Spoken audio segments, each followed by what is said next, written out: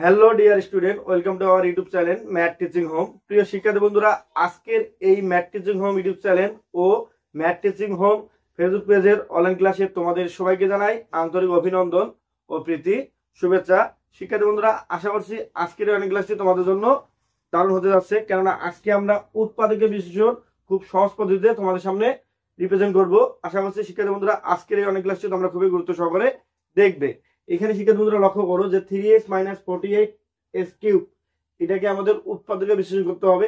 এই জন্য আমরা আগে পুঙ্খানুপুঙ্খভাবে এই প্রতিটি পদ আমরা লক্ষ্য করি যে এখানে 3x আর এখানে আছে 48x³। তাহলে শিক্ষার্থী বন্ধুরা লক্ষ্য করো যে এখানে 3x কোন অবস্থায় আছে, যে 3 × x × 1, অর্থাৎ 3 আর 1 গুণ করলে 3 × x মানে আছে 3x। আর এইখানে এই যে 48x³ 3 × 16, অর্থাৎ 3 আর 16 গুণ করলে 48 হবে।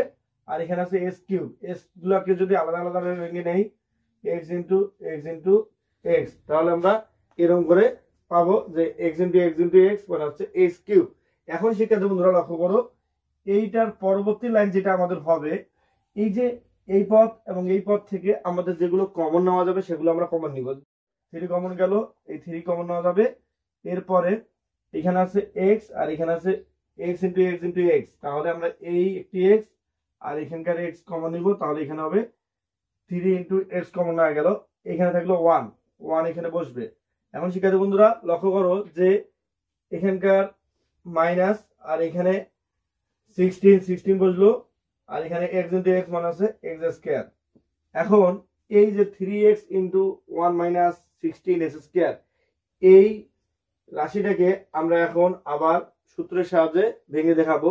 এখন লক্ষ্য করি শিক্ষার্থী বন্ধুরা যে এখানে 3x বসলো, আর এইখানে 1 আসছে, আর এখানে -16x² আছে। তাহলে এই যে 16x² এটা কোন সংখ্যার বর্গরূপে রূপান্তর করা যায়? আমরা লক্ষ্য করি যে 1 এর উপর যদি আমরা স্কয়ার করি 1ই হবে, আর এখানে 4 এর উপর স্কয়ার, অর্থাৎ 4 এর বর্গ হচ্ছে 16, এই জন্য 4 এর উপর স্কয়ার করব, আর সাথে আছে x², তাহলে 4x এর উপর আমরা স্কয়ার করে নিলাম।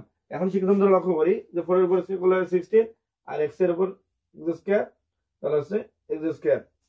এখন 3x এখানে বসলো, তো 1² - 4x², তাহলে এটাকে আমরা যে a² - b² এর যে সূত্র আছে এই সূত্র অনুযায়ী যদি ভেঙে নিই, তাহলে সূত্রটাকে তোমাদের দেখাই দেই।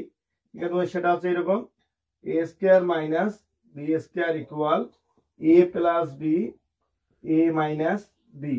এইভাবে এই সূত্রটাকে বিশ্লেষণ করা যায়। তাহলে a বলতে এখানে হচ্ছে 1 আর b বলতে এখানে হচ্ছে 4x। এখন লক্ষ্য করি a + b বলতে এখানে হবে 1 + 4x * a - b বলতে হবে 1 - 4x। এইভাবে খুব সহজে আমাদের এই ক্যালকুলেশনটা করা যাবে। শিক্ষার্থী বন্ধুরা আবার বলে রাখি যে এইখানে 3x - 48x³ এর উৎপাদক বিশ্লেষণ এটাই খুব সহজ পদ্ধতিতে তোমাদের সামনে আমি বিশ্লেষণ করে দেখাইলাম। শিক্ষার্থী বন্ধুরা আশা করছি এই উৎপাদক বিশ্লেষণটি তোমরা খুব সহজে বুঝতে পারছো। আজকের ক্লাসটি এই পর্যন্ত শিক্ষার্থী বন্ধুরা, দেখা হবে আগামী ক্লাসে। ততদিন পর্যন্ত তোমরা সবাই সুস্থ থাকো, ভালো থাকো।